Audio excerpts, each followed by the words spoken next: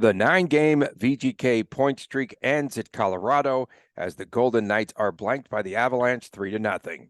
You're Locked On Golden Knights, your daily podcast on the Vegas Golden Knights, part of the Locked On Podcast Network. Your team every day.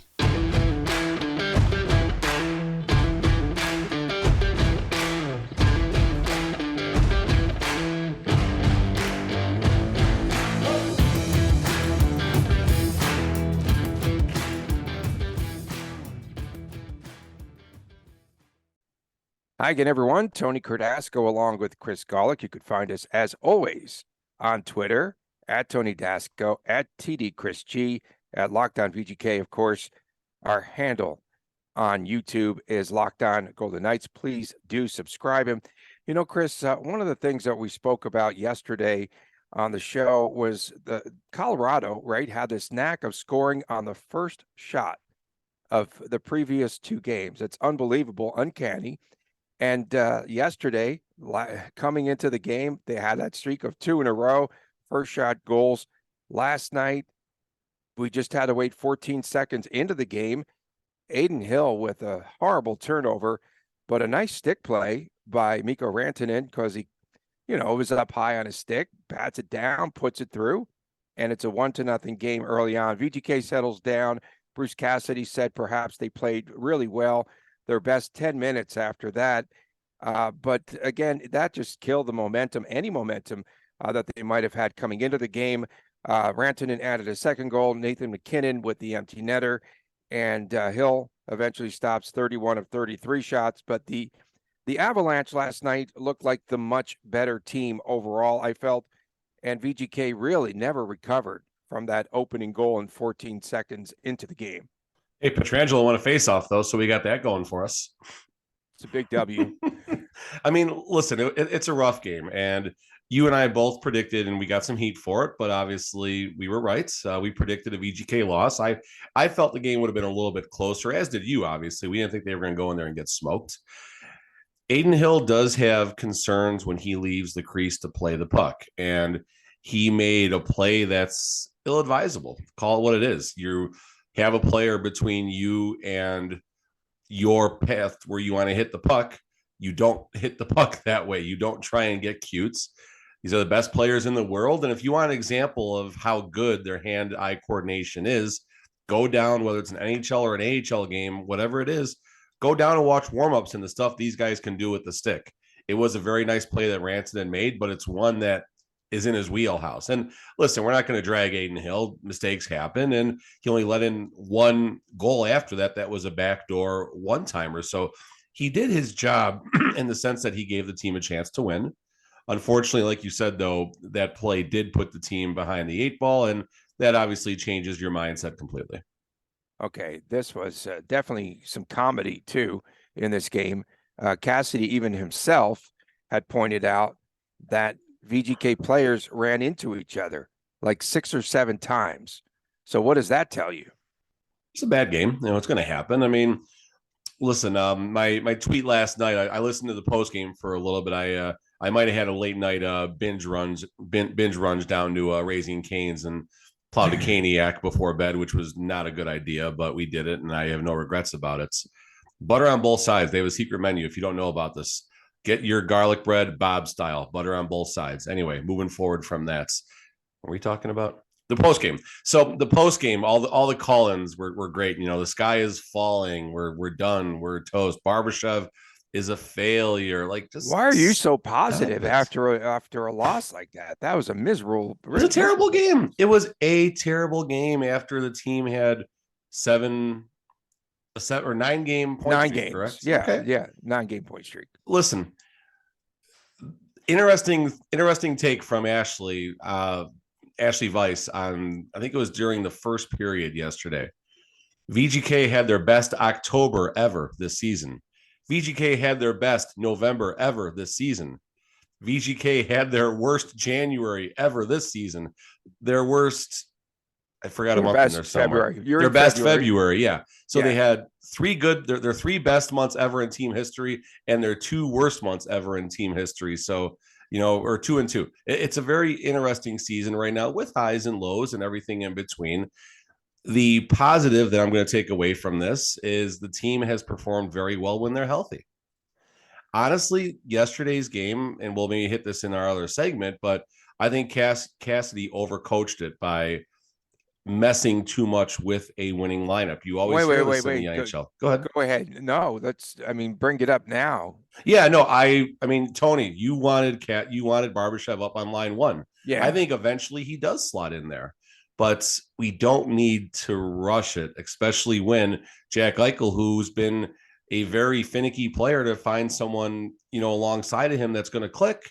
Why are we rocking that boat? That's a question I have. We'll dig deeper into that later in the show because I got probably a little more of a rant to go through. But I honestly, I'll pencil this more on Cassie than the players. Well, okay, but Paul Cotter not producing post All-Star break, zeros across the board, not even an assist. Jack Eichel is though, and maybe there's something with him being on the ice doing something. Okay, a winning lineup. Listen, you don't mess with a winning lineup. You hear this up and down the NHL. Gerard Gallant especially was big on that, and he did pretty well with us.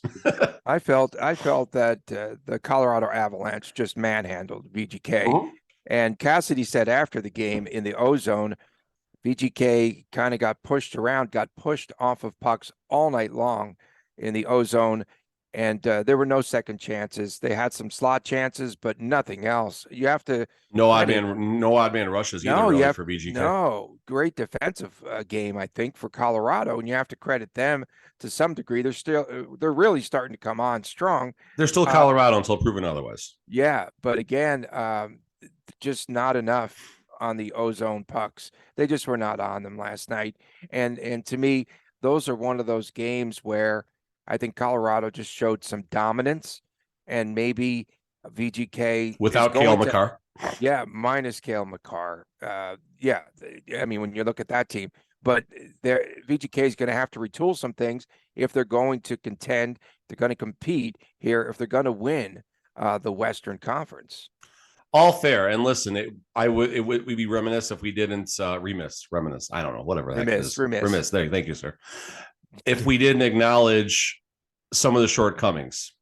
One power play goal in February. That's a problem. Goaltending questions, kind of more or less for injury reasons right now. That's a concern.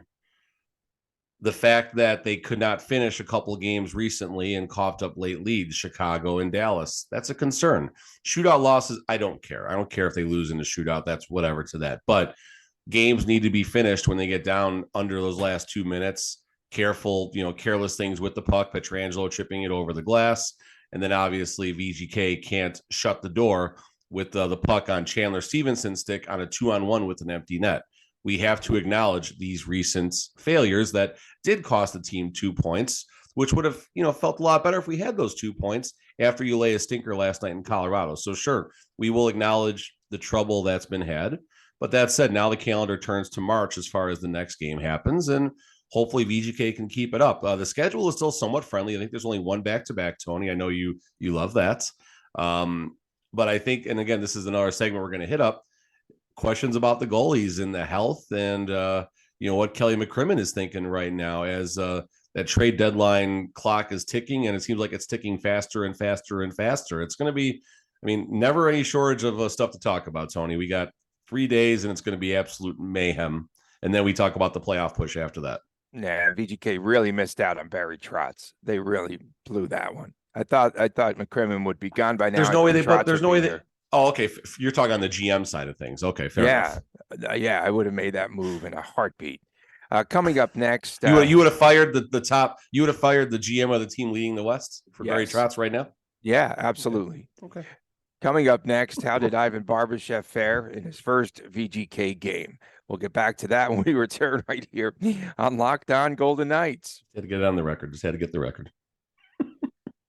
Looking for a delicious treat, but you don't want all of the fat and calories, then you've got to try a Built Bar. We made it through the holidays. We're almost into March. We want to eat healthier, but we don't want to compromise taste. You really have to try Built. With Built, healthy is actually tasty. Seriously, so delicious that you won't think that they are good for you. And what makes Built Bars so good, 100% real chocolate. That's right. They are covered in 100% real chocolate, and they come in unbelievable flavors like churro, peanut butter brownie, coconut almond. And I'm not sure how Bill does it, but these bars taste like a candy bar, and they also are very good for you. Only 130 calories, 4 grams of sugar, and a whopping 17 grams of protein. And now you won't have to wait around for a box because we've been talking to you so much about going to built.com, but now you can get them at your local Walmart and also at your local Sam's Club. That's right. Head down to your nearest Walmart today, walk to the pharmacy section, and grab yourself a box of Built Bars. You could pick up a 4-bar box of cookies and cream, double chocolate, or coconut puffs. Tremendous.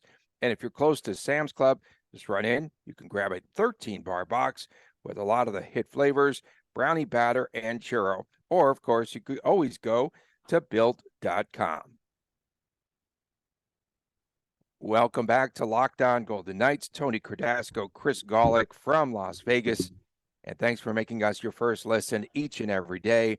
And a lot of folks are viewing us for the first time in the morning when they wake up, which is kind of cool. Great snapshot yesterday that we saw on our Twitter feed. I was doing this sort of. I don't know what was happening there. Oh, you're giving the head, the tip and the cap. Was I tipping the cap? Okay. Yeah, definitely, 100%. Ivan Barbashev found out he was traded to Las Vegas via Twitter. Oh my God. And so he plays in his first game. Again, as we mentioned, lined up on that top line with Jack Eichel and Jonathan Marchessault, which you say just kind of ease him into the lineup. Don't jump right there from the go and put him in the lineup in that game last night. Want to talk about what his impact might have been, if any. One big hit on Samuel Girard, who he absolutely trashed in the playoffs, right? Where they showed that video back again. But what else did he do last night? I mean, I don't know. He was a guy last night, as was expected. I watched the game kind of passively. I was pushing a bunch of cards last night, but I had the game on and was watching, and just like the entire team, unnoticeable. And I'm not knocking him when I say that. I mean, you saw him just kind of lining up in some strange spots on faceoffs, trying to get the puck to him and things like that. But I didn't really see a whole lot out of him. You mentioned the hits.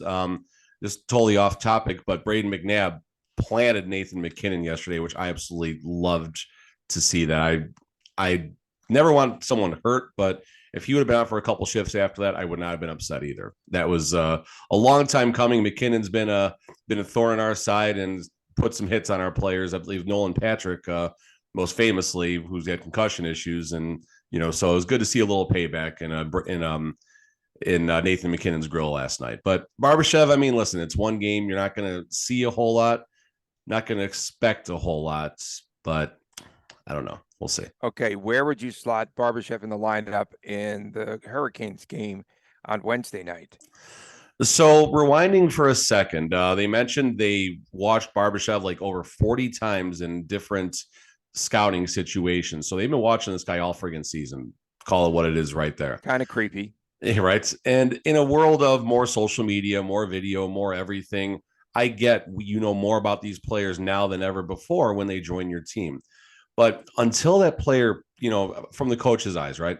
Until that player puts on your team's jersey, gets out there on the ice with your players, gets on the ice with, random line mates, you don't know how this player is going to react. And then obviously at game speed, all the scouting in the world, fine. But until you have the proper environment, you don't know necessarily what you have. So on the show yesterday, I said, start him on the fourth line, ease him in, see what happens. You said the top line. And I agree. The top line eventually could be a home for him. And, unfortunate for Paul Cotter, who's done, his stats aren't there, like you said, but the team is playing well. And that line has been producing, at least to a degree, with Jack Eichel getting some goals recently and had a good February in general. But Cassidy even said it, like he put it out there, right? We're going to start him on line one. We're going to move him through the line and kind of see what we got. That's what practice is for. That's why you have practice. If they would have possibly eased him on line 4, then at least you can maybe move him up from there a little bit. But why are you just going to disturb the top 9 who has been scoring lately. If you look at their recent goal totals outside of the Dallas and the Blackhawks game, I think they've scored 4 or 5 goals every single game coming out of the All-Star break. So why are we overthinking this right now? This, to your point, Tony, this is definitely a Cassidy guy, right? This is a guy that Cassidy, might have knocked on the door and said, listen, I want this guy. This is who I want. Can we make this happen? However that conversation happens. And, Right. Cassidy overcoaches the game and says, get in there on line 1, go get him.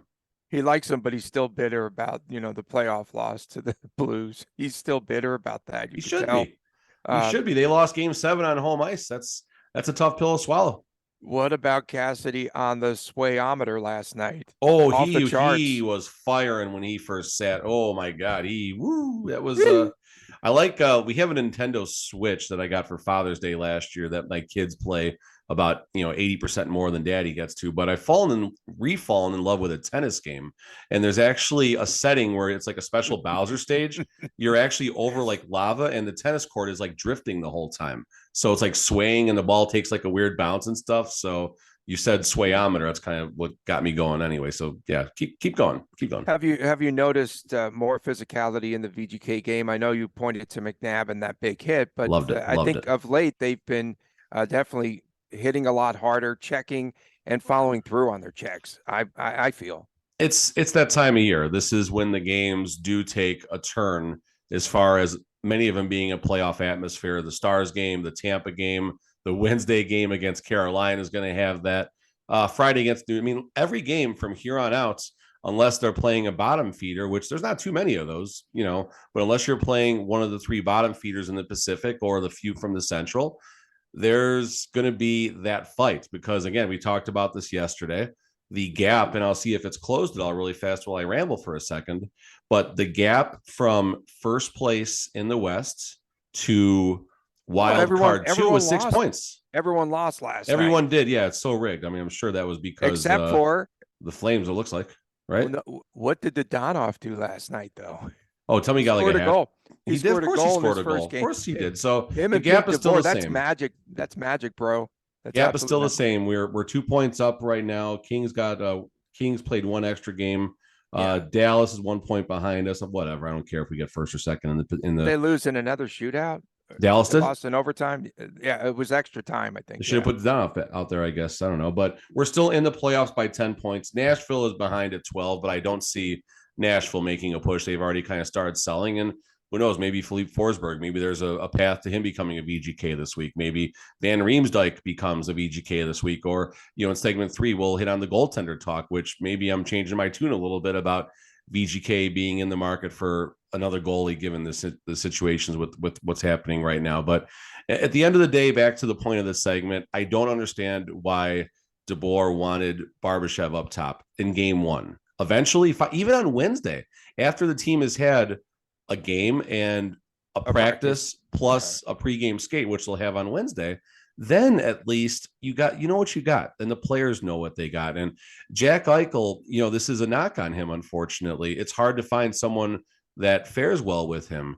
So why are we rocking that boat and putting someone out there? And there you go. Why are we rocking that boat game 1? Why are we putting all this? Why does Barbashev need all this pressure just coming in on a team that had a unbeaten in regulation streak going for 9 games, right? That was the final answer. 9 games, almost all of February, a full calendar month where the team was unbeaten in regulation. So why rock the Cassidy? Why rock the boats? Okay. And thanks to Stephen March for sending me the video of him rocking last night. Because now I guess the 2 things that I'm affiliated with, of course, are Carlson Empty Netters and now Cassidy rocking back and forth. Hey, listen, it's not official, unless you get a nickname or someone else gives you the nickname, right? Then it's legit. Then it's legit. Coming up next, Laurent Brossoit, the latest goalie to go down. How does this affect the VGK and the goaltending rotation? That's awesome. It's awesome. It's great. Right here on Locked On Golden Knights. Our next partner has a product that we literally use every day. We started to take Athletic Greens on this show because we don't have a lot of time. And also we wanted an optimized immune system. Now, I have been on it personally for a few months, and I absolutely love it. First thing you do in the morning, you taste it, you take it, super healthy, doesn't taste very chalky, very mild, and a tropical taste.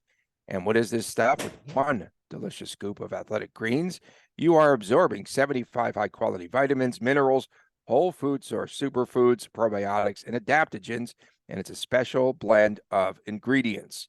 And you really do need to try it. It's lifestyle friendly. You have to really taste a lot of what this brand does. AG1, importance of multivitamins. Tons of people take some sort of multivitamins, but are they taking quality ingredients? And that's what AG1 provides. Costs less than $3 a day, and you are investing in your health. It's cheaper than your cold brew habit. Go again to athleticgreens.com/NHL Network. Again, athleticgreens.com/NHL Network. And to make it easy, Athletic Greens is going to give you a free 1-year supply of immune supporting vitamin D and 5 free travel packs with your first purchase. Again, visit athleticgreens.com/NHL Network.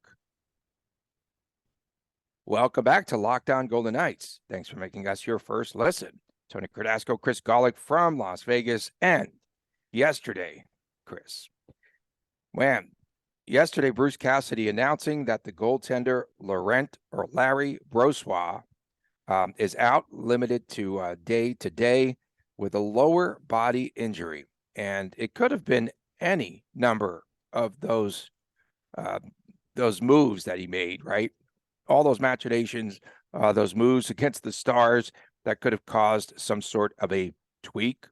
And again, you have to be mindful that he had hip surgery in the offseason.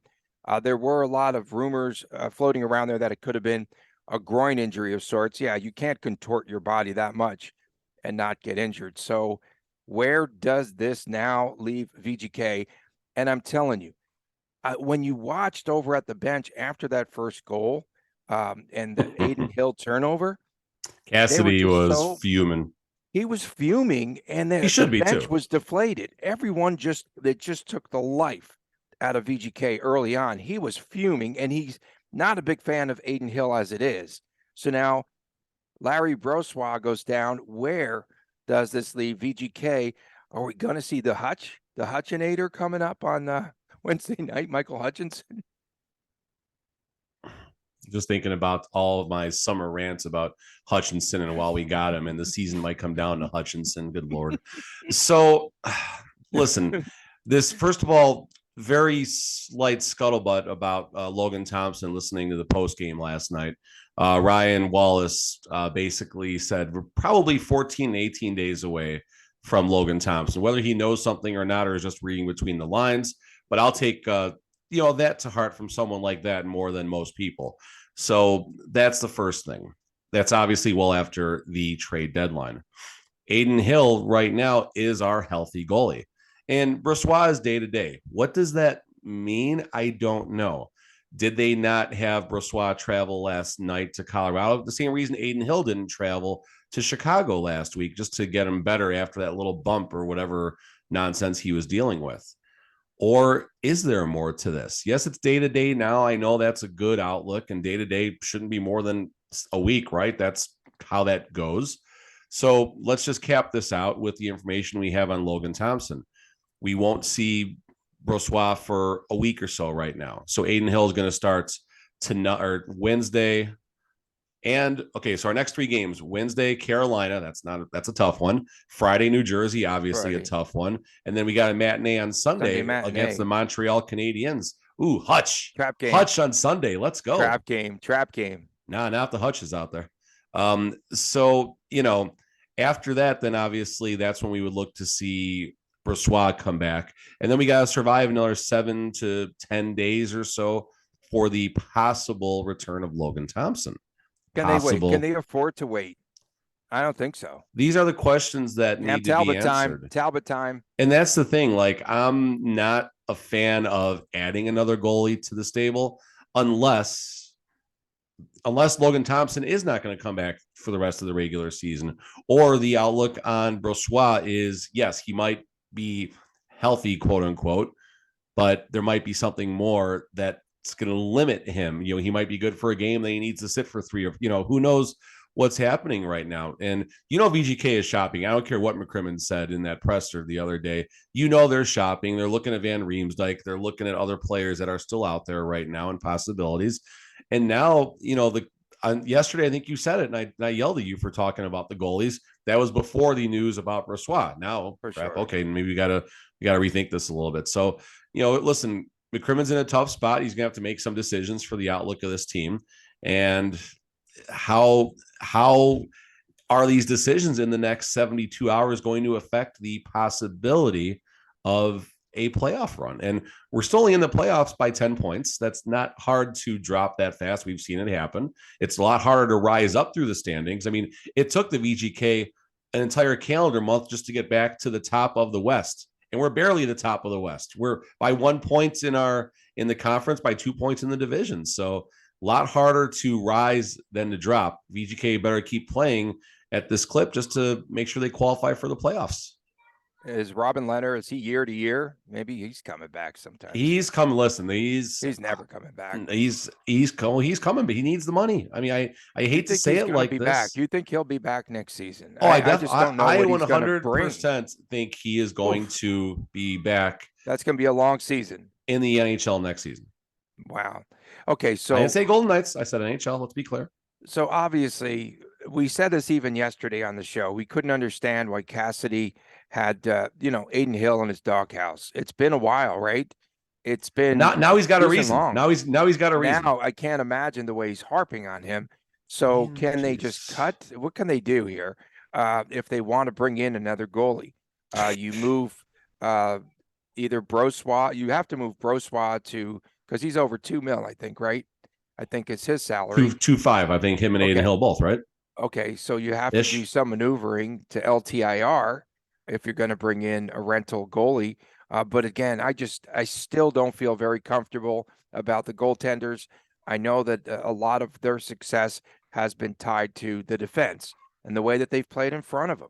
And I think, with that structure that Bruce Cassidy has, I think that's made the goaltenders, I think, more successful this season. But I still am so concerned that they don't have someone who's playoff tested, postseason tested. So let's talk Adin Hill a little bit, who's not playoff tested. But Adin Hill for a minute here.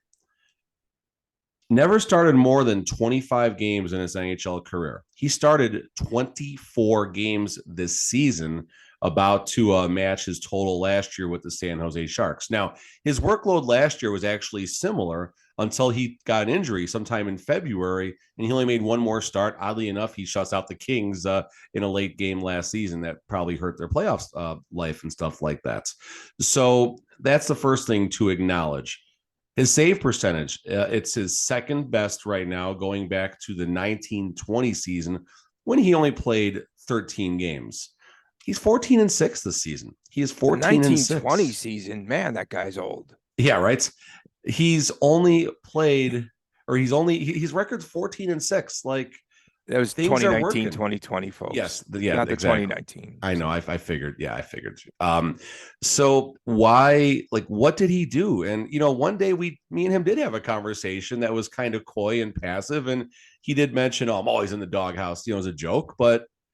Why? Now I'm starting to see it. This was earlier in the season. Yeah. Now I'm starting to wonder, what's going on over there and what his relationship with Cassidy is. And is there a world that exists right now where all of a sudden he gets traded like as part of the Talbot deal as a throw-in or something like that? I mean, there's going to be a lot of wackiness coming in the next 72 hours. This team is not going to stand still. There is like the Barbashev deal was not the last deal this team is going to make. I will chalk that at about minus 950 that the VGK makes at least one deal, and probably at about, I don't know, even money that it's a pretty splashy deal, whatever happens, something that's going to raise our eyebrows. Okay. You were not raising eyebrows. You were raising canes last night.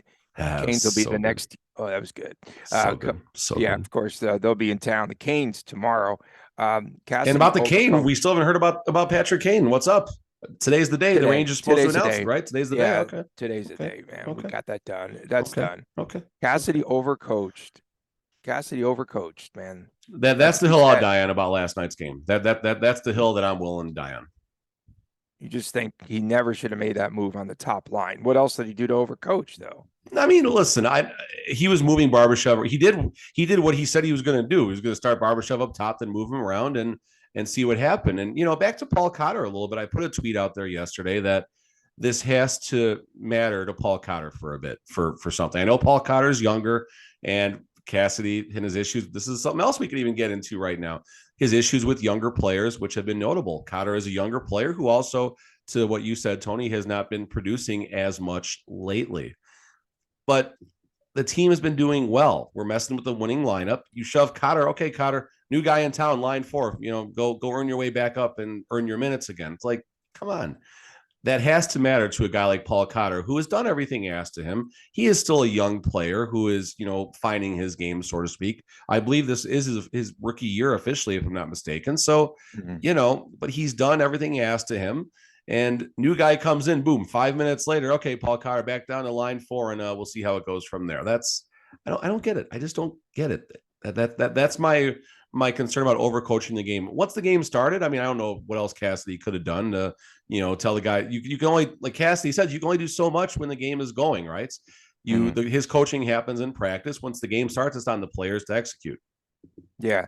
And Cassidy, I did hear his pregame comments yesterday, just saying how Barbashev has all this experience and that Cotter he loves Barbashev. He loves him. He really does. And he just said Cotter's just been too inconsistent.